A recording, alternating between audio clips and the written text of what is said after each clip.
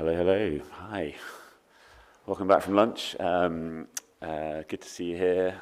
I think everyone here is kind of the survivors of what's been a great 3 days so far, but really at the business end now, so it's great to be here. So welcome to this panel on poison chalice or strategic opportunity, navigating AI for independent newsrooms. I'm Will Church. I'm from the Thomson Reuters Foundation. I'm based in London. Let me just explain a little bit very briefly what we're trying to get to in this session. It may be that you've already heard a little bit about AI in the odd session over the last few days and months and years and everything as well. But the core question I think that we're trying to get to is whether this current wave of AI is genuinely serving independent and public interest media, particularly for smaller newsrooms in global majority countries where we focus our efforts, or is it creating a sort of new set of dependencies and expectations and distractions from kind of core journalistic work? I think we're in a moment where AI is, if not the most sort of dominant conversations when it comes to within newsrooms, within conferences like this, in funding pitches and proposals that everyone's involved with. So I think our feeling is that it's important that the sector has time to kind of reflect on where we're at, what the future is doing. Are we serving our constituents and beneficiaries as well as we might? So today we're going to touch on just issues around dependency, what the real costs of AI are, and who the tools are really built for. We're going to try and have some time for questions, so have a think about that. And to do this, my segue, I'm joined by an incredible panel of advocates and practitioners in this space.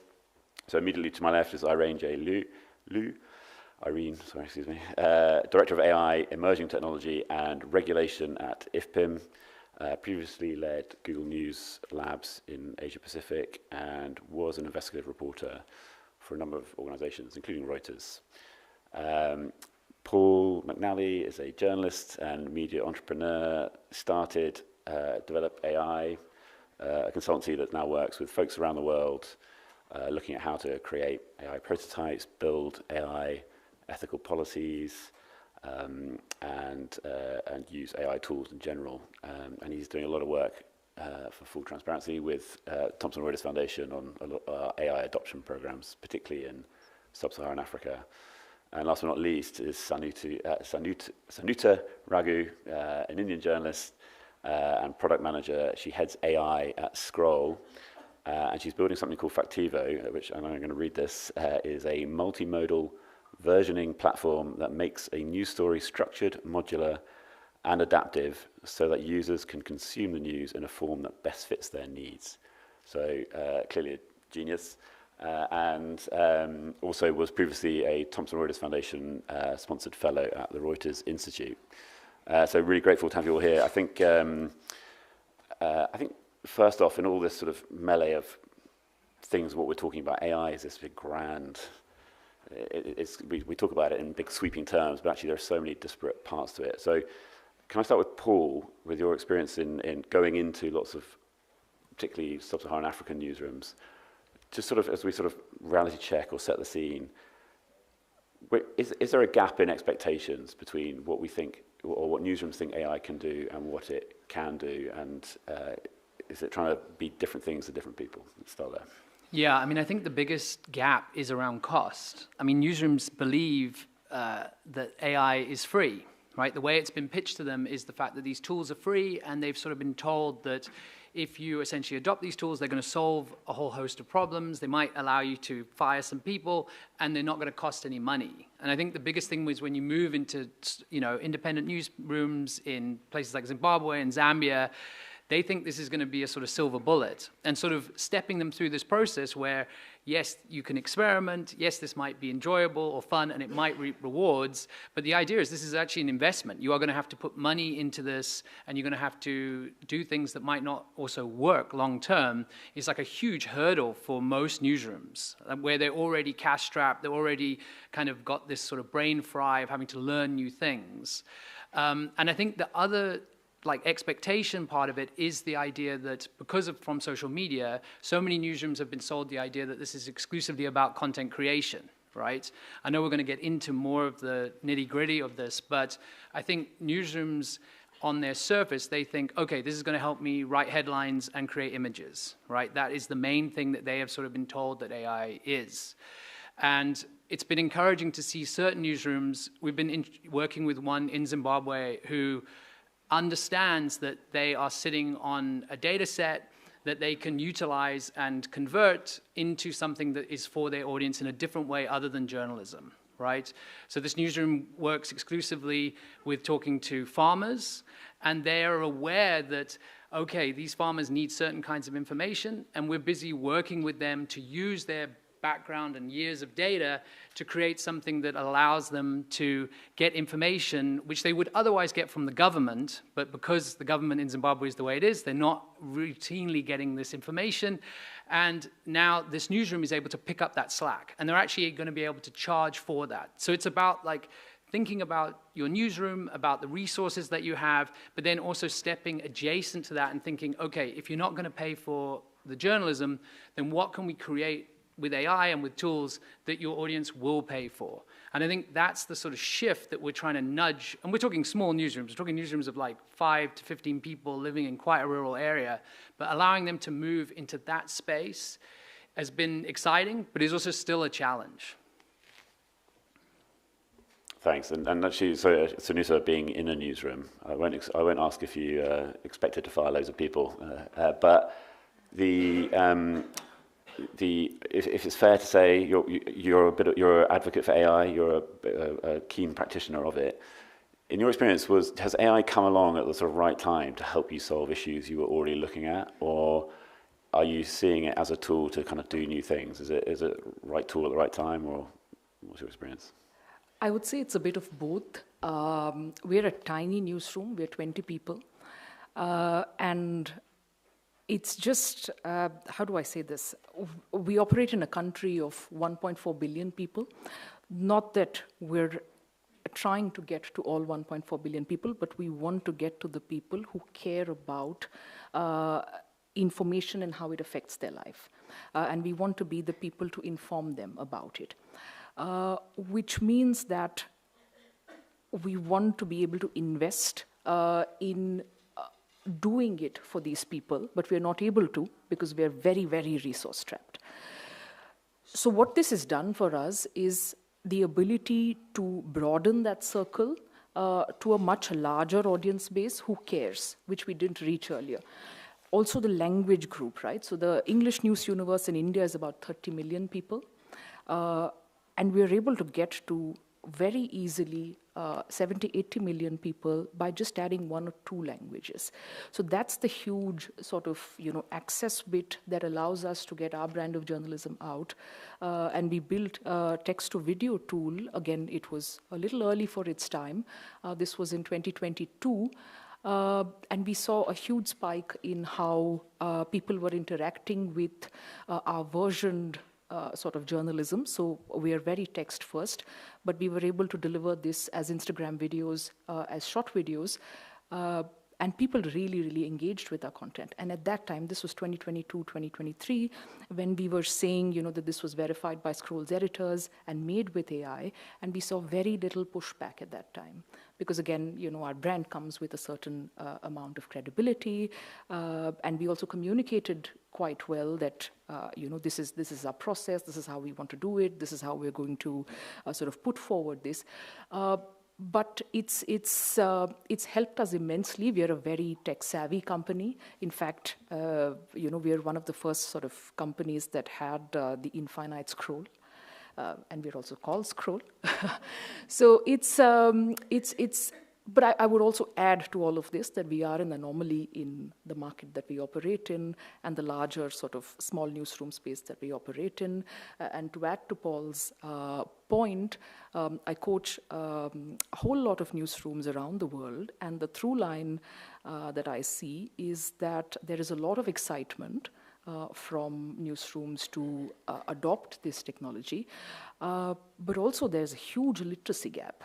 they're not able to sort of, like he said, there are data sets available. They're sitting on very, very rich data, but don't know what to do with it.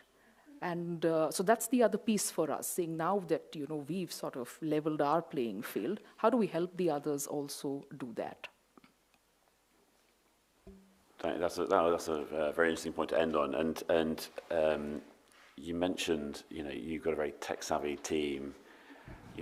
I don't know if the heads of AI existed at many newsrooms that long ago.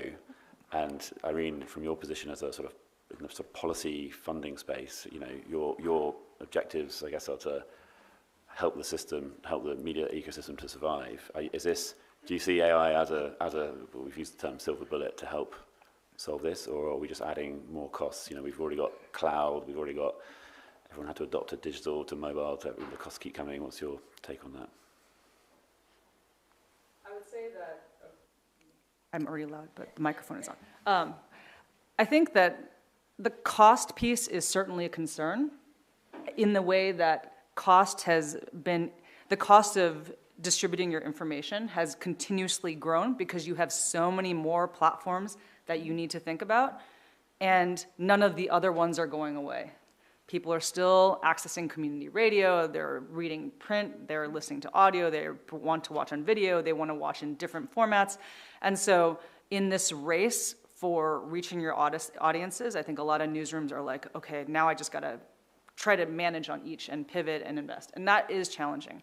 I will say, in particular, the cost of these tools, the technical know-how required to integrate these tools, it will go down, I think, over time. In the same way that when you first wanted to build a heat map, you had to pay $8,000 per year for ArcGIS, and no one could do that.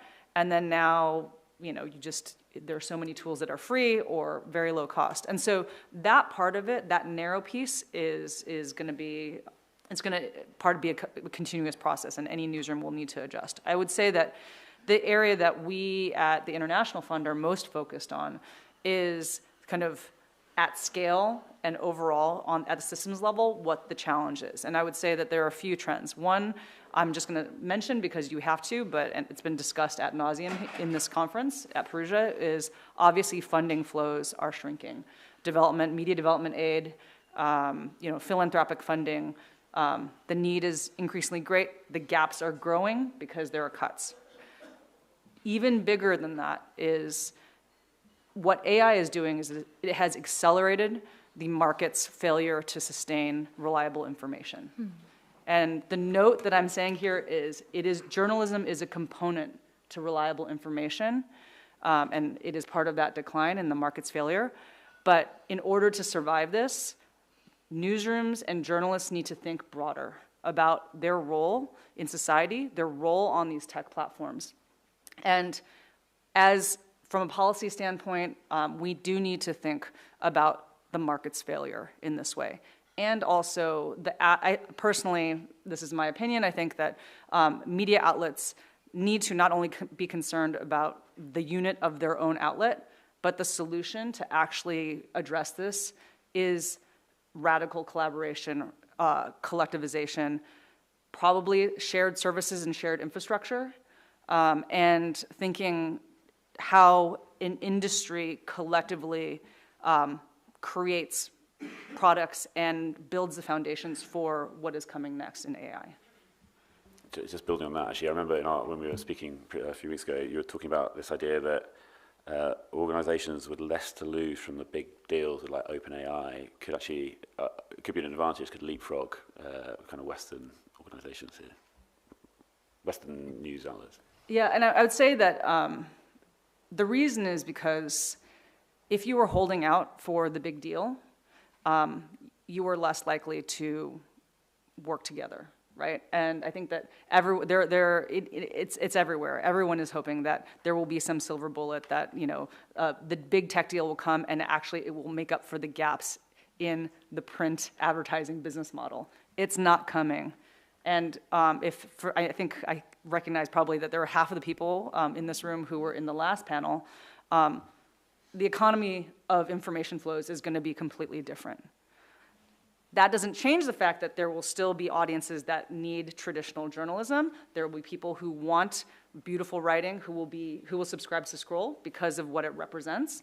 But on the large scale, there needs to be collective action. And the reason why I have said that I believe that many of these solutions will come from essentially quote unquote low priority languages, rest of world, is because there's probably less to lose in trying to find a collective solution and radical collaboration on that front to reimagine.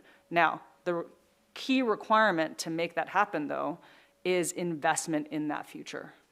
When everyone is in survival mode, there's just no way to do that radical collaboration. And so one thing that we are trying to do at the International Fund is really advocate for a framing that is not just, okay, well, let's just be reactive to what's happening. Let's not continuously focus on the death of the business model because of the internet and because of social media.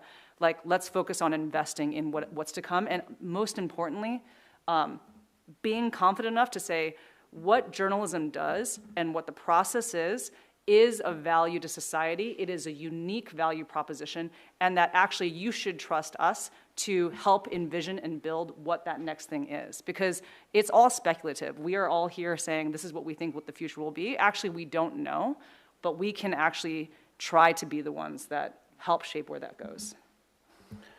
I love that radical collaboration. It's quite a call to arms. Just sort of stepping sort of sideways, and we're talking here about dependency and cost, and we'll get on to reversibility. But Paul, I just wanted to pick up on something you said previously to me, which was around, I just want to think about the risk of AI and how much of a threat this is to newsrooms. You said, you've made the point of so many newsrooms are experimenting in the wild. And I wonder how this sort of feeds into these ideas of dependency and that.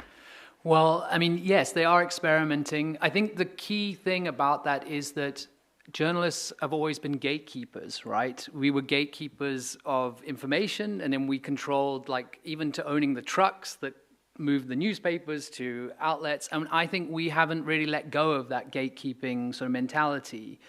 And I think when you see it with AI, so many newsrooms, and we're talking on a like base introduction level, when they realize that they can do X and Y with a certain tool, the fact that these tools are available to everyone, and including their audience to some extent, they don't really think that through, right? So you see newsrooms, when they first discover Notebook LM, they're like, oh great, now we can make podcasts with Notebook LM.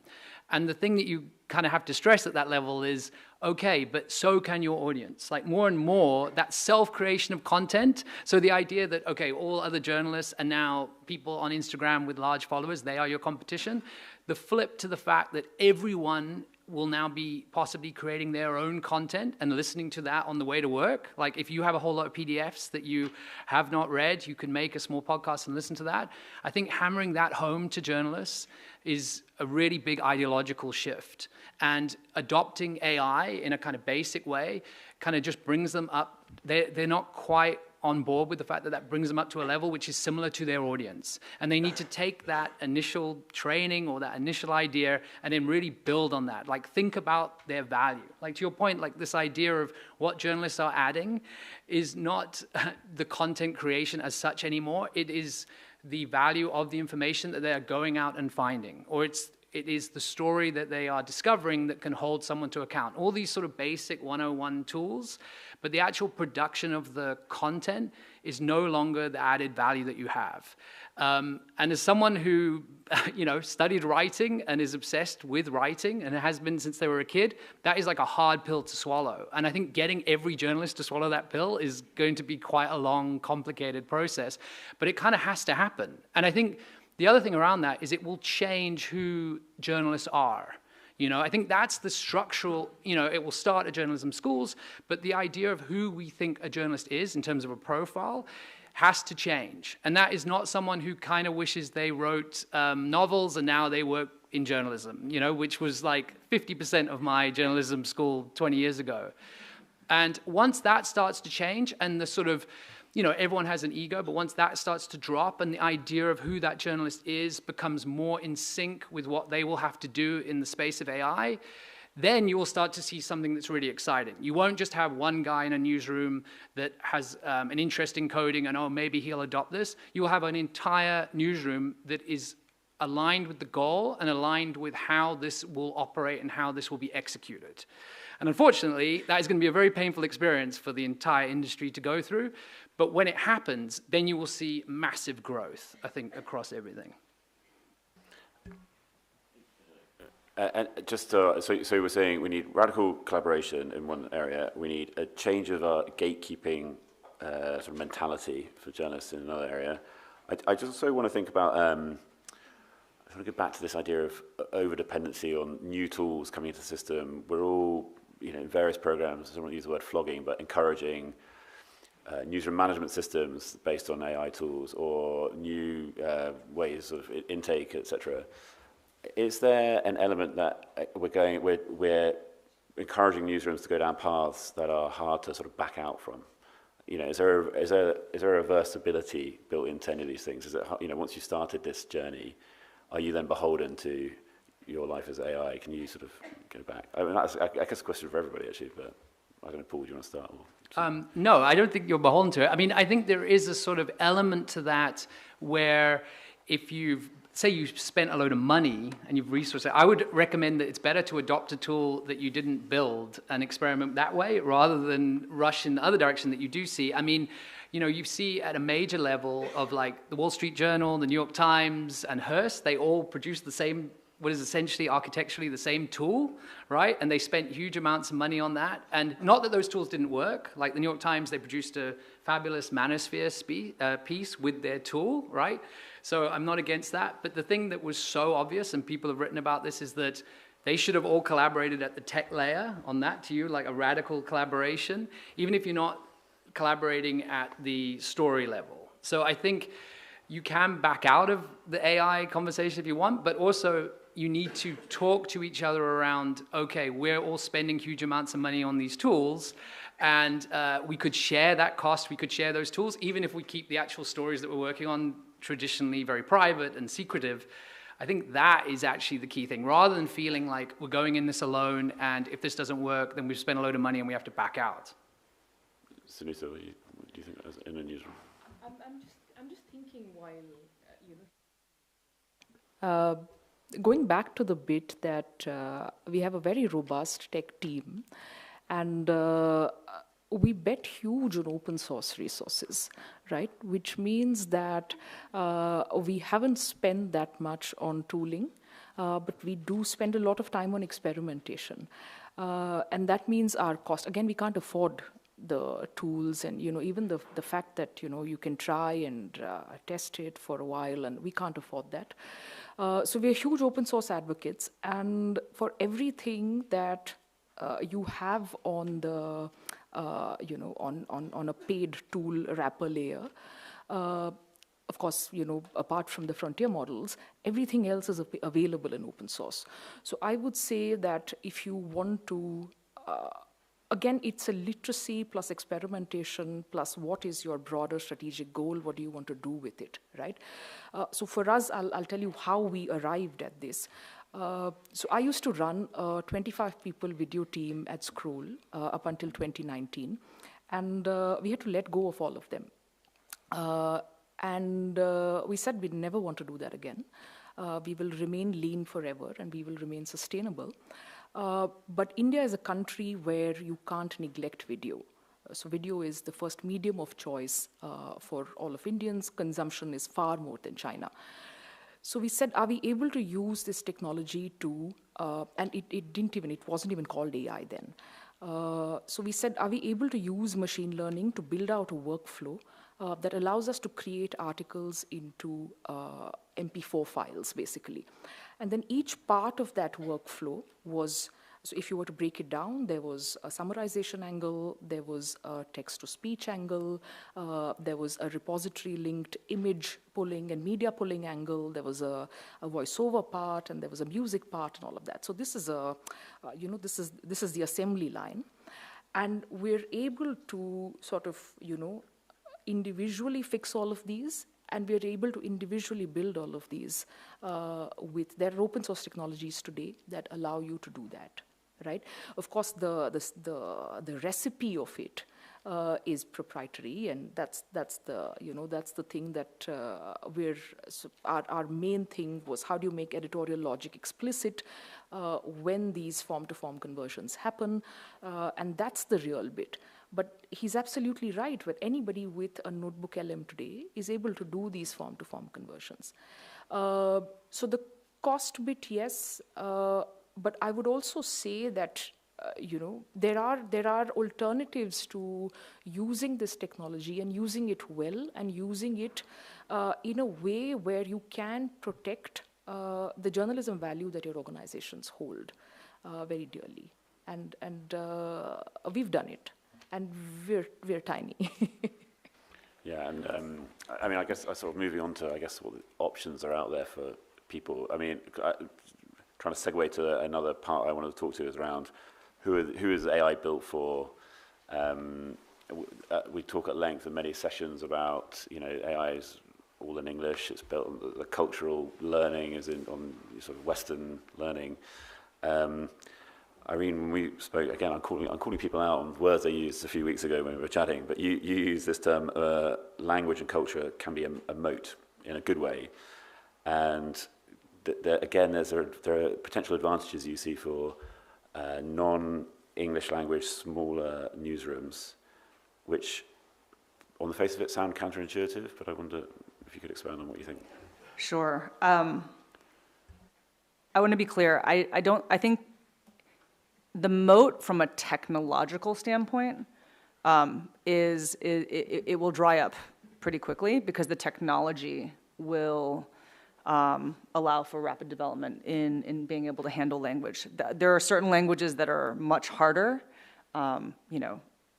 Chinese, Korean, I mean, it's Mongolian, Vietnamese.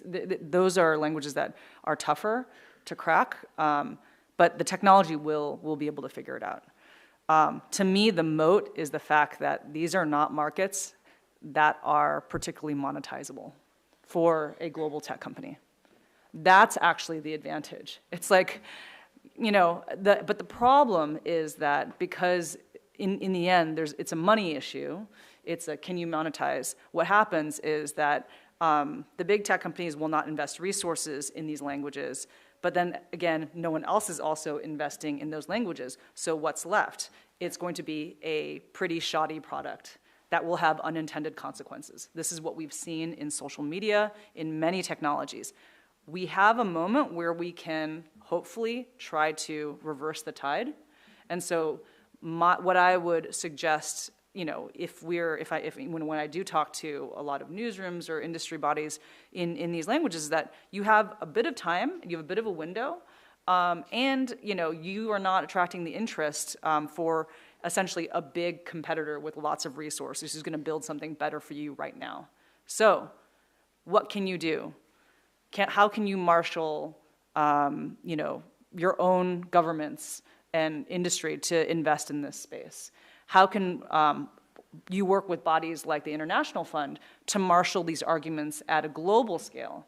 I think a lot about this in terms of how we can draw inspiration from other industries, and I think that one of the challenges that we see here is that we have kind of the problems and the challenges are faced across the board.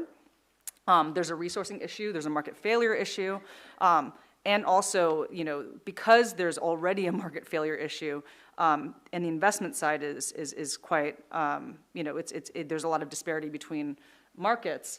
We need to be able to marshal sort of collective investment in this space, and be able to invest in smaller languages, in lower priority languages. And the reason why I say that is that it has a beneficial effect for everyone. Because if you can experiment in a place where you're not competing with big tech companies' resources, but you find a model that works, that serves the public interest in a place, then suddenly you have a comparison point. And perhaps even new ways of thinking through monetization the survival, the addressing the market failure question, and also helping to shape how users will use this technology in the future. I think that that's one thing that we're so focused, and I'm going to now draw from the panel that was in this room before, a focus on the sort of the supply side of information. The demand side is not, has not been set in terms of user behavior. That is completely moldable at this moment. And just quickly, drawing from that, we've talked before also about these actual LLMs in certain geographies, and these don't. I mean, I'm no AI expert, but they don't. Perhaps in certain fields, why aren't they getting more attention? You talk about sea lion and these ones. Yes, there are a number of open source models that are coming for local languages. You mentioned Sea Lion, which is focused on Southeast Asian languages and has been developed by, really led by Singapore AI, which is a quasi-public body that is working on AI in Singapore. And you also have LATAM GPT, you have a number of these kinds of things. One thing that I would say is, and this is interesting, we had a series of convenings in a number of markets in LATAM, in Africa, and Asia, and Southeast Asia, and we invited the folks from LATAM GPT and Kala and Kenya and others, and Singapore AI. And one thing that they said is, listen, we're small tech. We're trying to build open source models, but when we try to engage with media, they don't want to. They don't trust us. There's an information gap. There's an understanding gap. And also, I think part of it is that, on both sides, these efforts, mostly nonprofit, don't have the marketing resources, the partnership resources that you do, which is actually a big part of bridging understanding. And so I think that is one of the big challenges. And also, I'd love to hear, Sunusi, your view on your use of open source. It requires more expertise and work than opening something out of the box and just using it, right? Absolutely, and to add to your Singapore AI bit, so India, again, it's for purely economic reasons. 500 million speakers of Hindi in India, and the output you get is, or used to be, absolute rubbish. And this was 3 years ago, right? And take Google Translate, heavily invested in India, but unwilling to sort of bridge that gap and make this access available. But since 2021-22, the government has taken on this role with something called the Bhashini, which is the National Translation Mission, when they realized, again, for pure economic reasons, that this is a data gap, and we need to bridge as much as possible. And we have 22 official languages, which means that they're collecting data, and it's decent data, and it's all open source. So we've been playing around with it, and that's the thing that we use. And it's gotten progressively better as the data has been added to this pool. And there are things like, again, the thing with India is people sort of defer to and say that Hindi, 500 million people, let's just do that and forget about it. But the other pockets, the regional pockets, are equally important.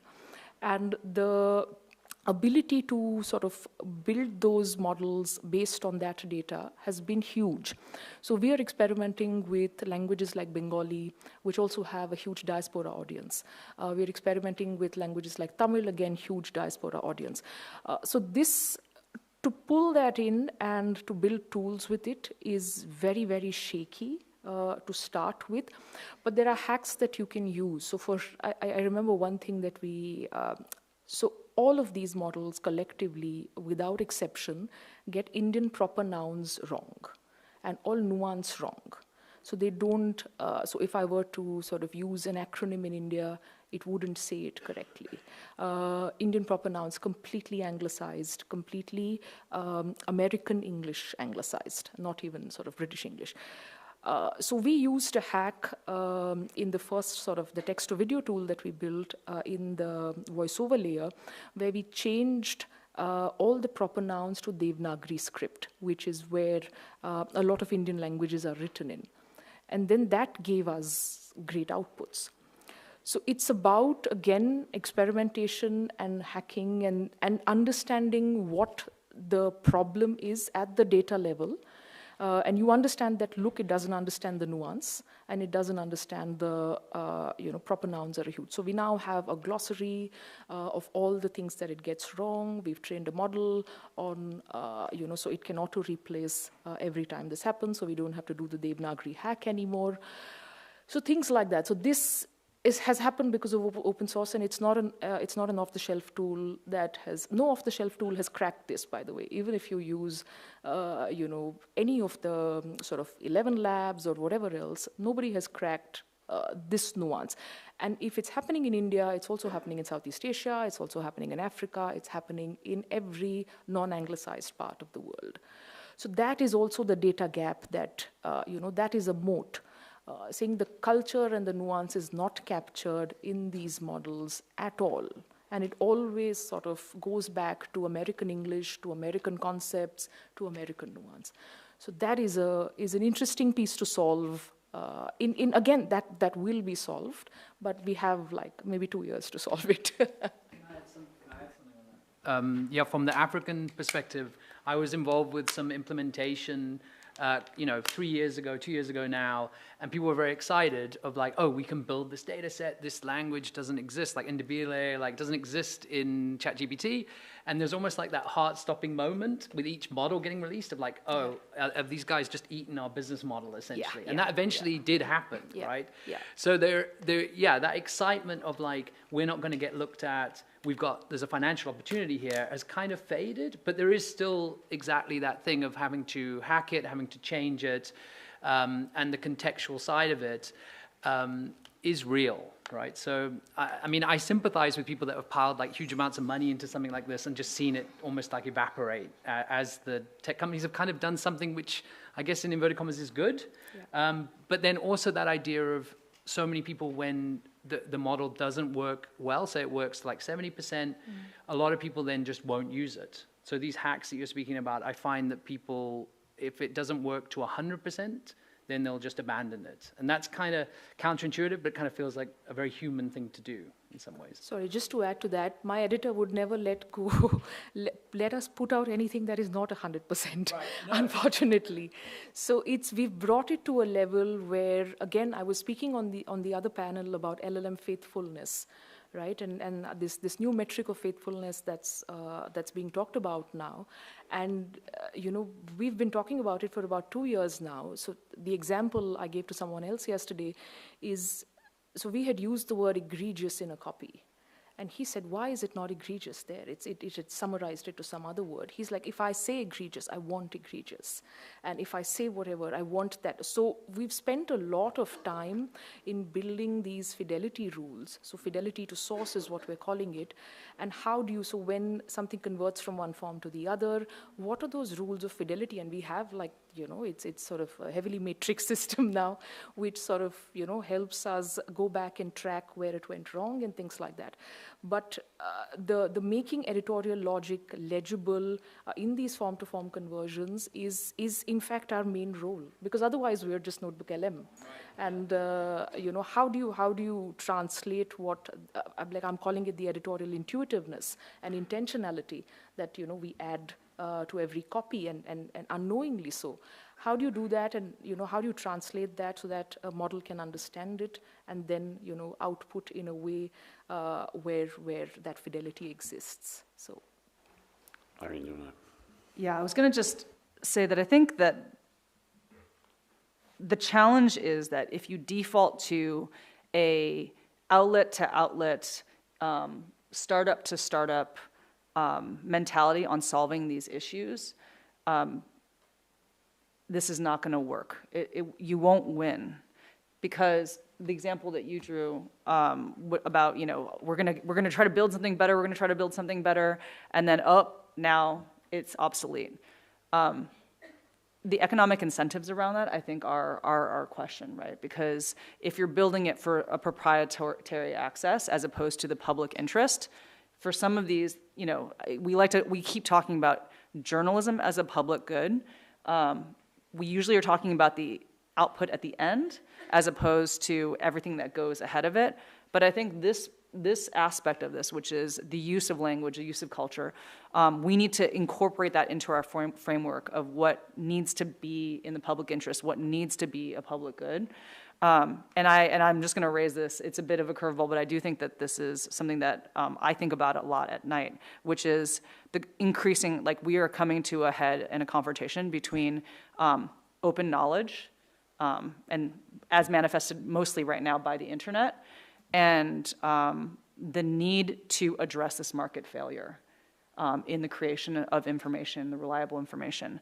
Like, unless we can address this at scale, we are, like, the world will suffer in terms of what is available online, and only the most elite and the richest will, and those technologically savvy with the right tools, will have access to this information. And I do think that this is something that we really have to grapple with. I could listen to this conversation all day. I'm going to throw my script out the window here and just say, because I want to come to some questions in 5 minutes. You know, what you're describing, Sunuta, to a Luddite like me sounds really hard. And Irene, what you're talking about is so sort of ominous almost, and like this, it's existential. I want to give a provocation in a way. I was at a conference. I was at Ryan's IPI conference end of last year, and there was this phrase that everyone keeps talking about, which was, I think I'm getting it right, print is the new digital. And I wonder if there's this, you know, are we just throwing all our eggs in this AI basket? We're looking at all these big AI and tech solutions. Maybe they can coexist at the same time, but should we be focusing on the community relations of what journalism is, and you know, the newsletter that gets passed around a village, or that sort of idea of, you know, are we going to step, not backwards, but revisit any of our old? I wonder if anyone's got any thoughts on that. I was just, we were just speaking before the session, and I think it's the takeaway for me from this entire conference, right? 2 days. Saying we're talking about it in very zero-sum terms. It's not zero-sum at all. You know, there is opportunity for a very, very well-written 2,000-word piece. There's opportunity for 3 bullet points. There is opportunity for video, and there is opportunity for everything in between, including structured data, which I'm a huge, huge proponent of. And I don't think we need to think about it in such drastic sort of zero-sum terms. Yes, the information ecosystem is changing. We're going to, I think like Paul said, you know, we're going to face it with great force. The transition is not going to be easy, but we will adapt. And I'm hopeful about that, very honestly, at least in the conversations I've had over these 2 days. It looks hopeful, and I think all of us are saying the same thing. We're also coming at it from the same angle, saying we got into journalism for the service angle of it, right? We are here to meet those information needs of people.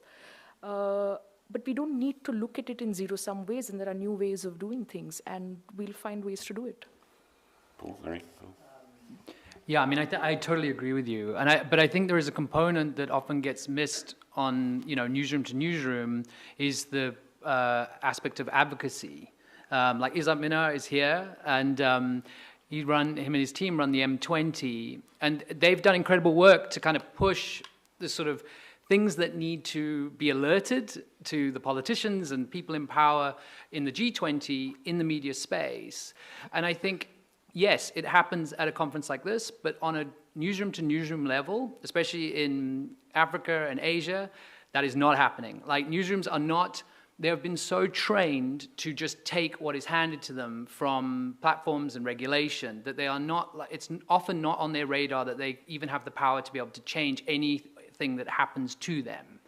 And I think that is something that, you know, people are trying to change, but I think that would be an overriding message that we want to push, is this idea that, you know, if you think back to social media, people in newsrooms were not thinking, oh, we need to step in and try and regulate these platforms. You know, we're talking like 2005. In fact, when I was in a newsroom in 2005, they just banned Facebook from every computer in that newsroom, because they were like, yeah, you're just spending it to talk to your friends. It's a waste of time.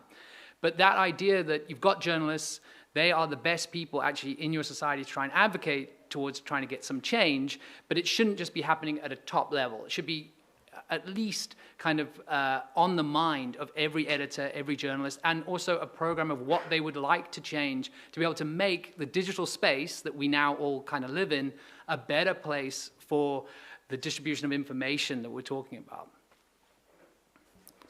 Irene, any thoughts? Sure. I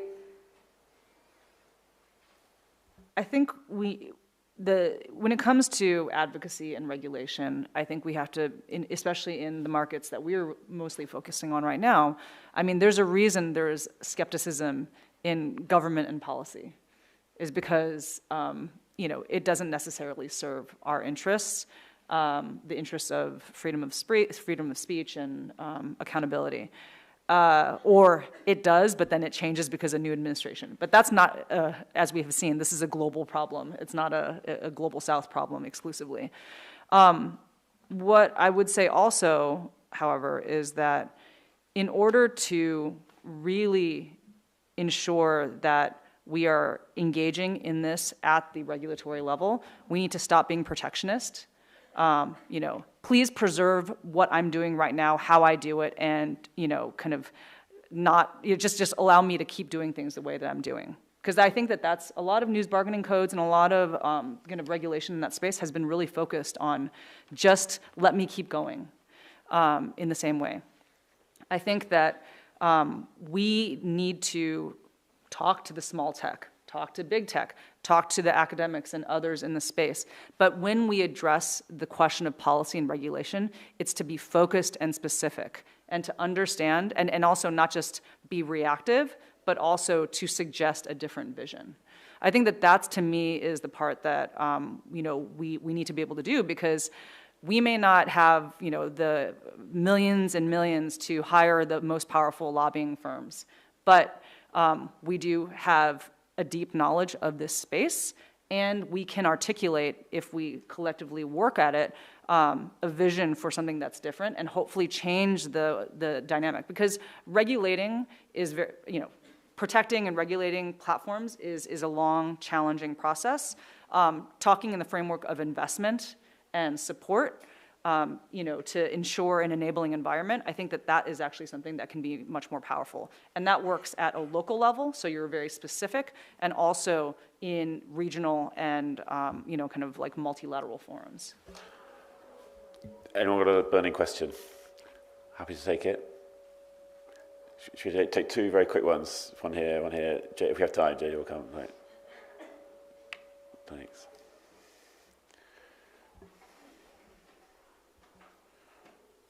It's Duncan from Global South World. You talk a lot about collaboration and doing things together, which I think is brilliant, but it feels very lonely often when you're working on a newsroom in the Global South. Just a practical request to each of the panelists. What can we do? What practical steps should we take after this meeting to make sure that we are part of this conversation and perhaps able to share some of this knowledge and actually technology between ourselves? Thanks. Should we take the other question quickly?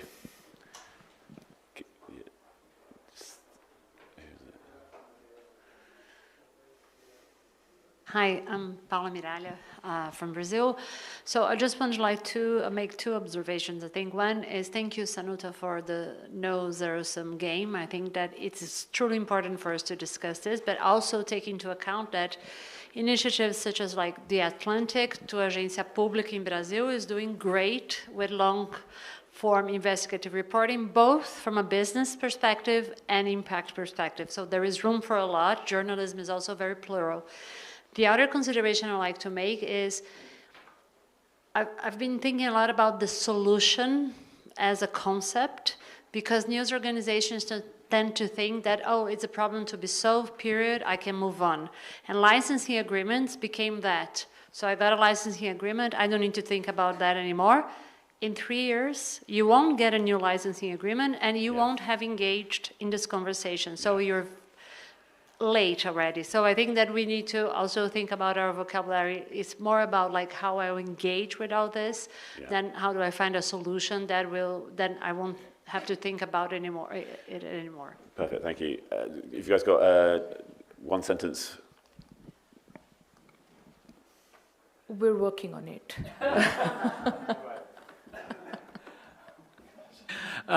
Yeah, I think around, I mean, yes, I could also say that. I think with collaboration, it's to get to the heart of the money, right? I think so much collaboration gets spoken to newsrooms, even editors, but I think if you can speak to the people signing the checks and kind of talking from a money side of things, if you can make them see why collaboration is beneficial, then that works much better. And that can be around, yes, tech sharing and things like that, but also just realizing that there is a financial incentive there. I mean, I see so often that there is, especially in a donor space, there's this idea of like, everyone should collaborate.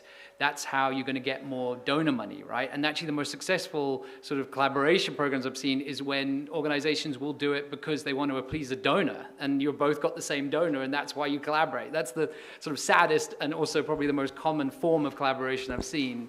So I don't want to advocate for that, but at the same time, like, you need to get to the money. They need to kind of see there's a financial incentive there. 10 seconds.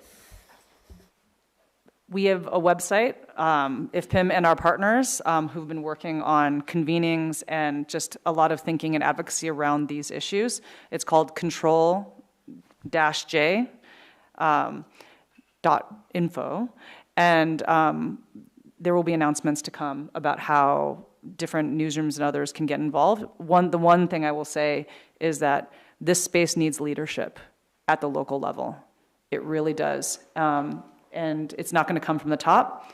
So if this is something that you're committed to, start talking to your colleagues, find who your allies are in your country or your context, and then let's talk.